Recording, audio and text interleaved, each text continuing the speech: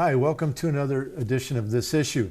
My guest this time is my friend Lisa Savage from Solon, Maine, a public school teacher here in the state.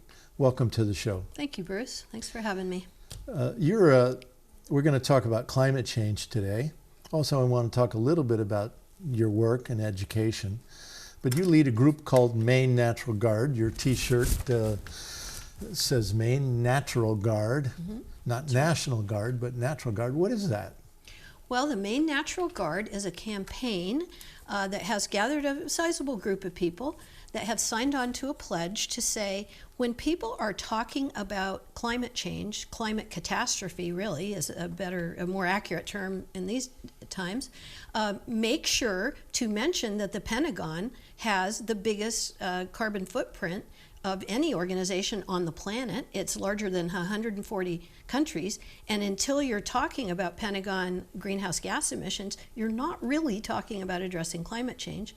And then on the other hand, when you're talking about security, when people are bringing up issues of security and why we need all this military, make sure to mention the carbon footprint and the environmental impact of all this militarism. You know, connect those two dots. And that's essentially what the Maine Natural Guard was created to do. Lots of people have joined in and want to do that. And you have T-shirts for sale too. We do. We have T-shirts. We have a website. It's a Google site, so it's got kind of a long URL. I think you're going to put it on. But if you use any search engine and look for the Maine Natural Guard, you will see the website, and you can order a T-shirt there. Yep. And you have some really great links to articles about this connection between climate catastrophe and the military's contribution. I do. I started 3 years ago or so collecting any research or articles that I found on the topic of the military's impact on the environment. And so I have quite a collection by now. And what's been interesting to me is that in the last 6 months, there are 2 new substantial reports out every month or so. You know, I used to add 1 every 6 months, and now I'm adding them regularly. So the resources page on the Maine Natural Guard website is a pretty good compilation of various people. Some of them are academics that have actually done the research, and some of them are articles, journalists. And these are all making this connection Yes. between the Pentagon carbon, what I call boot print, Yes, and exactly. climate catastrophe. Let's talk about education for a moment. Is climate change being taught in the schools around the state? I think it certainly is being taught in Maine. Science teachers in Maine are probably the first people that really told me about climate change, you know, years back. I haven't been a science teacher for many, many years. I think that school children, young people, middle school students, high school students, college students are very aware and very concerned about the climate emergency that we're in, and really concerned about the fact that our elected officials don't seem to be fixing the problem. They seem to continually make it worse. Now, you recently have been in contact with some of the students, especially in the Portland area, that are part of this climate strike, student strike. Can you talk about that? Sure. I was really fortunate to be introduced to, through a mutual contact, Anna Siegel. Anna Siegel leads the Youth Climate Strikes movement here in Maine. The Youth Climate Strikes movement, most people are aware, is an international movement. Greta Thunberg is the very high-profile European teenager that's led that. And Anna just turned 13 on the day that she spoke at a press conference that we held for our conversion campaign, which we'll be talking about. And she told us that when she blew out the candles on her 13th birthday, she thought 11 years until human extinction is irreversible in terms of climate change and, you know, the repercussions of the rising temperature globally and the melting of the seas and so forth. A lot of us in the audience were older, and that was very, very impactful, hearing a young teenager looking at 11 more years of future, and probably not a very cheerful future, as wars and you know, forced migration and all sorts of crop failure and drought and cataclysmic storms. That's a pretty short time frame for somebody who's 13 years old to be looking at, what does my future look like? I don't know if you've seen that photo online. I don't know who's holding the sign, but a young woman has a sign that says, "You'll die of old age, I'll die of climate change." I think the young people understand that, and they're pretty shocked that we're not treating it like an emergency and, putting all our resources to solving that problem. You have children and grandchildren, yes? I do. Does this make you more passionate about this concern? It certainly does. My grandchildren are little. The oldest one's in high school, but some of them are quite little, and I just wonder what kind of a future will there be for them. And do you feel like the Republicans and Democrats today are stepping up to the plate on this issue or not? No, definitely not. On the one hand, they'll talk about the Green New Deal, which could be a good thing and helpful, but on the other hand, both sides will vote for the biggest Pentagon budget ever. What's the most recent? The funding for the following year is what's $800 billion. $800 billion range. Thank Yeah. you. Shelley Pingree voted yes for it. Jared Golden voted yes for it. Those are Maine's 2 reps. When it comes before the Senate, I fully expect Susan Collins and Angus King will vote for it. They do every year. So what does that tell us? It tells us that they're not really treating climate emergency like it's an emergency and connecting the dots of, well, who's the biggest climate change producer here in the U.S.? What do you think is holding the 4 of them back? Pingree, Golden, Collins, King. What's holding them back from getting on board this and really protecting Anna Siegel and your grandchildren and the upcoming generations? The fact that money runs the U.S. Congress and campaign contributions from big polluters like General Dynamics are the very bread of life to the members of the U.S. Congress, I think. Explains it. So why do you think that the news media, which is mostly owned by corporations today, correct? Mm-hmm. And environmental groups, mainstream environmental groups, why do you think they've been so hesitant, so slow to recognize this connection between military and climate catastrophe? Well, there's a history to it. So part of it is not really the fault of journalists, although I do think they're at fault, and I'll get to that. But back in the Kyoto Accords, the U.S. press, so this was when George W. Bush was still in office, the U.S. pressed very hard for the military of signing countries to be exempted from counting their emissions. And they succeeded in getting that concession. Then the U.S. still didn't sign the Kyoto Accords. But that information blackout about a really important factor in this problem continued. It was partially addressed in the Paris Accords. I think that was 2015, in the sense that it's no longer automatically exempting militaries of the signing countries, but it is still not mandatory for the signing countries to count and monitor their military's emissions. So if it's not mandatory, it's likely that the Pentagon is not doing it, correct? The Pentagon is pretty concerned about climate change, actually, and the Pentagon is really worried about their 800 bases worldwide being inundated by floodwaters if they're in coastal areas and so forth. But, to create an information void about something really important is the first step in controlling the media.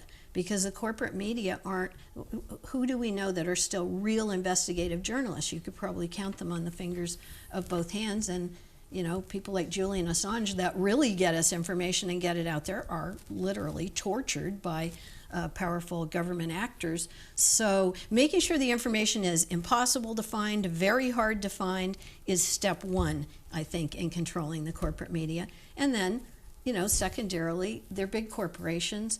They're feeding at the same trough as General Dynamics. They are under pressure from their, editorial boards or their own internal governance to not reveal inconvenient truths about the way things work in our world. It just blows my mind. I think about getting back to environmental groups, mainstream environmental groups. Over the years, I've heard this repeatedly. I'd like you to comment on it. Mm-hmm.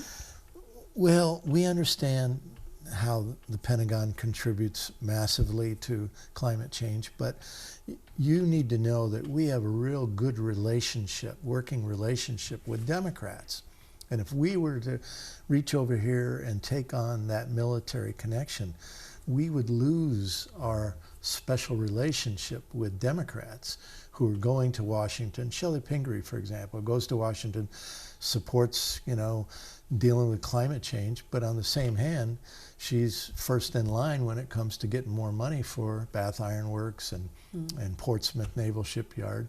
She supports the military budget. So there's a real contradiction there, right? Sure. So what do you think about that? Well, I met Shelley Pingree at a public appearance right after she'd gone to Washington, and she came back to see her constituents, and I asked her that question, what are you going to do about military contracting and so forth? And she said, well, stopping the war machine. And she said, well, you get there and they say, what are you going to do, throw 5,000 people out of work your first term of office? So again, there's a long history to it. There are military contracts in every congressional district in the United States. And those military contracts mean a lot of federal tax money flowing through a big corporation that gets lots and lots of bonuses and income from it, but then workers have decent jobs. And as we know, in our lifetime, the prospect of a decent job, especially in central Maine, meaning a job where one adult could work and keep a roof over the head of a family and feed everybody, and it's slim. So it's basing it on jobs, and Democrats are just as scared of losing jobs in their district as Republicans are. So they've kind of got them, hamstrung where they can't say, oh, let's close down the war machine, the warship factory in Bath, because what about all those jobs? So then that leads us to this conversion campaign that you and I are a part of. Talk about that and talk about our response to this jobs issue. Well, one of the biggest learnings for me in the past 20 years has been the news that military contracting isn't a very good jobs program.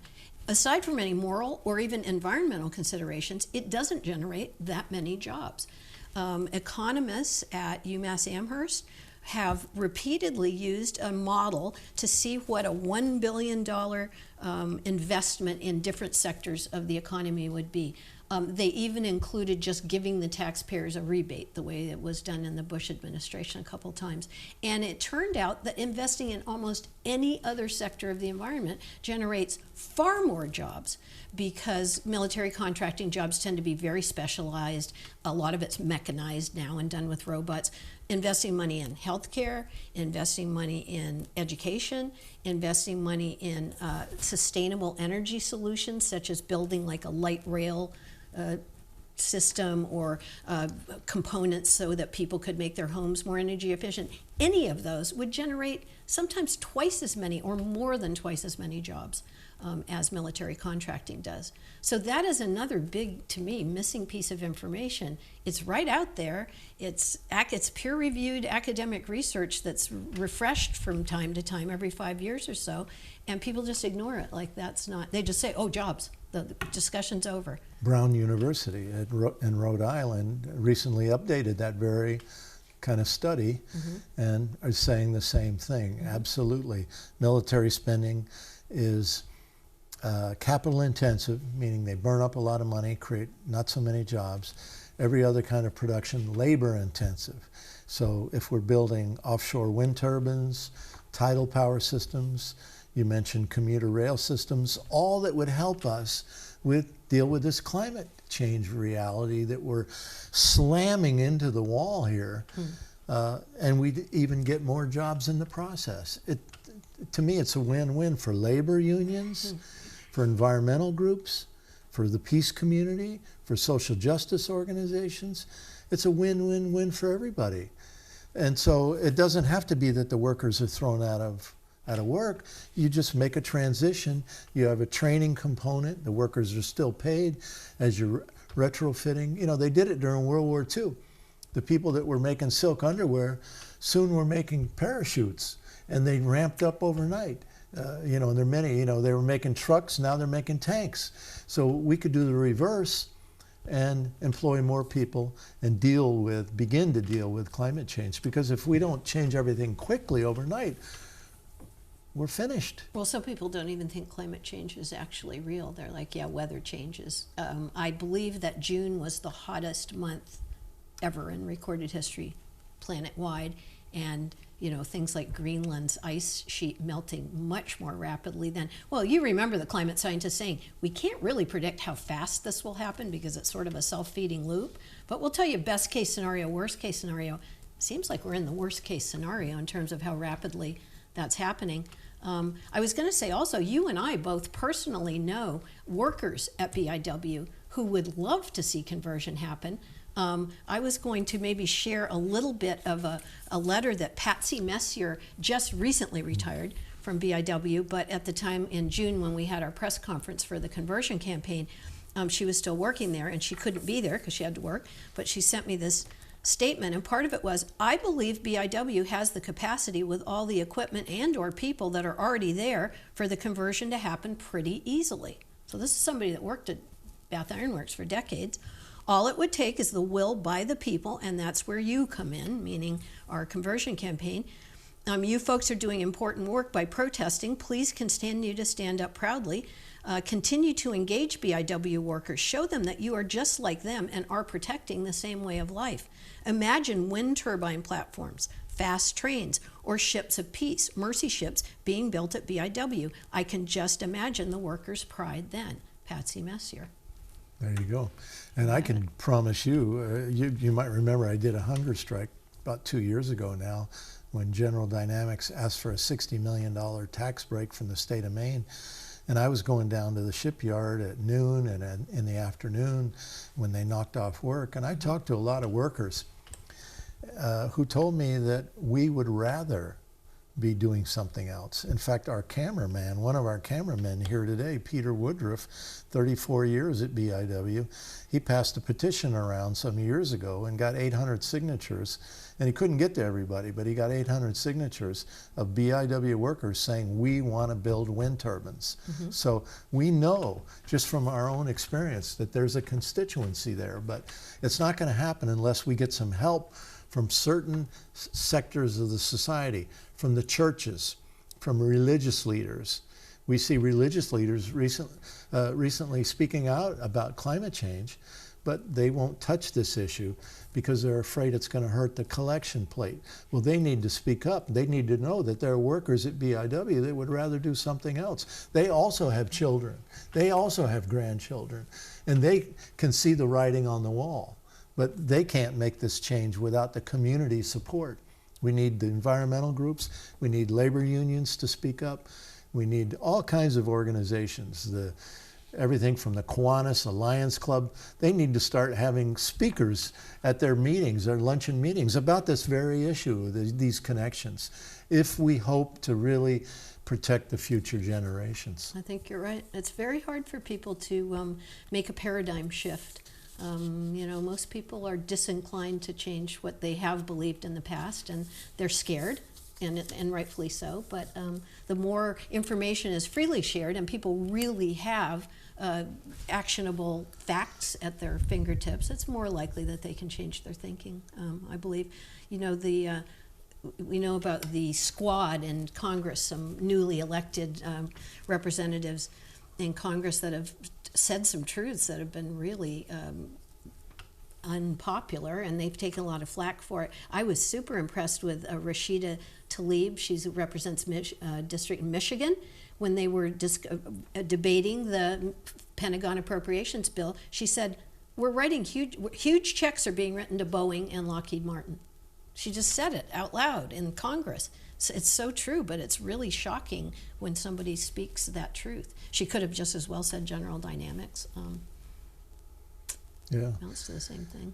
And as it turned out, during that campaign that we had to oppose that $60 million tax break for General Dynamics, we had people all over the state, more than 100 letters to the editor to 25 newspapers across the state. So there were a lot of people engaged in this discussion. Indeed there were. And the politicians were under a lot of pressure, especially here in the mid-coast. And they wanted a way out. And so there was a lot of effort made to get the largest labor union at BIW, S6, to endorse that bill. And so the union took a vote, and the vote was 50-50. Now, this is interesting, right? 50% of the union members that voted said, no, we don't support this. We don't think they need the money, blah, blah, blah. But I think it really indicates, again, that there are rumblings going on inside of that shipyard that most people don't really want to recognize. They don't want to hear about. And in the end, we were able to cut $15 million off it. They only got 45. Our collective campaign helped save the taxpayers $15 million, which in the state of Maine is a lot of money. Yes. So anyway. I'll tell you a funny anecdote about that bill. You may be aware of it because you and my husband, Mark Roman, were at the legislature day after day. The Democratic caucus had told their members erroneously that union had endorsed the bill. Well, our representative is Brad Farron, a Republican, and Mark saw him in the halls and went up and said, Senator Farron, I really want you to vote no on this. And Farron said to him, well, the union endorsed it. And Mark said, no, that is not true. They did not endorse it. And he got really nervous. And Brad Farron whipped out his cell phone, according to Mark, and started scrolling rapidly through it and said, well, they're going to endorse it. So it was really interesting to me that both Democrats and Republicans in the Maine legislature felt the same kind of pressure to do what the big union at BIW wanted them to do, and that there was some information, some disinformation used to mislead them into thinking that they were. So that's an opening for us, isn't it? And when they voted 50-50, when they didn't endorse that bill, you think that would have been a story, right? At least in the Mid-Coast, at least in the local papers in the Mid-Coast, maybe the TV might have been interested in that. It's a big story. Nobody reported it. Well, you wrote about it in your blog, and I wrote about it in my blog, but you're right. The Times Record, the Portland Press Herald, Kennebec Journal, nothing. Nobody. Silence. Why? Because General Dynamics is a big, big influence in this, biggest employer in Maine. Try not to piss them off.